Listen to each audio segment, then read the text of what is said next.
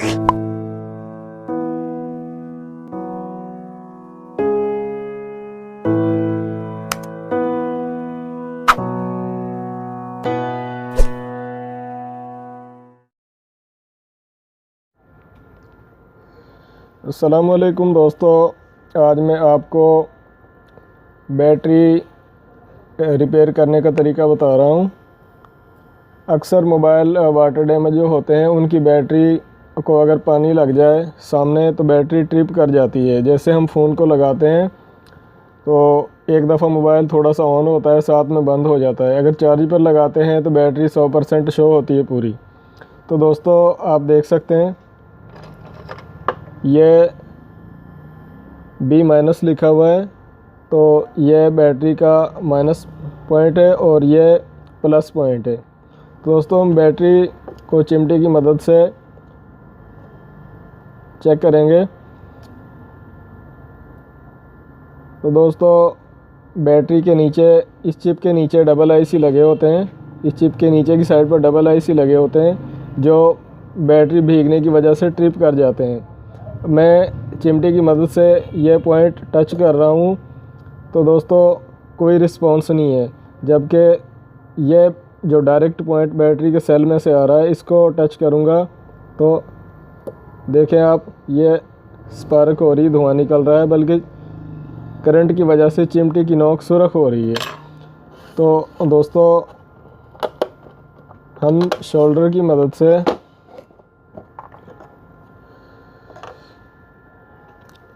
दोनों पॉइंटों को आपस में मिला देंगे।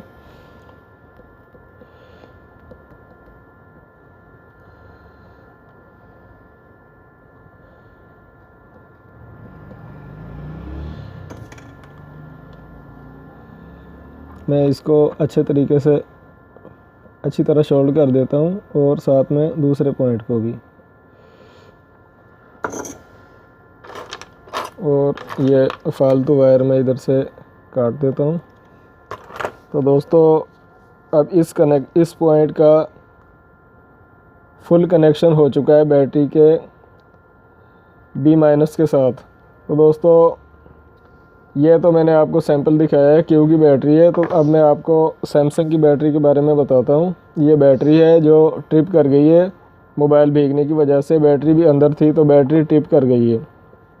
हम ऊपर से इसकी प्लास्टिक रिमूव कर देंगे। दोस्तों P+ लिखा हुआ है, ये इसका पॉजिटिव पॉइंट है और ये इसका नेगेटिव पॉइंट है।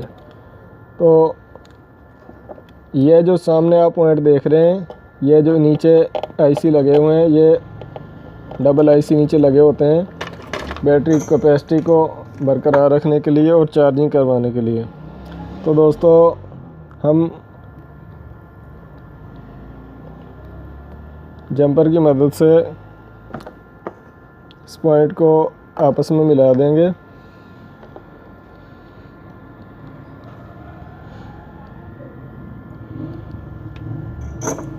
इसको अच्छी तरह शोल्ड कर देंगे और बैटरी की कैप दोबारा ऊपर लगा देंगे।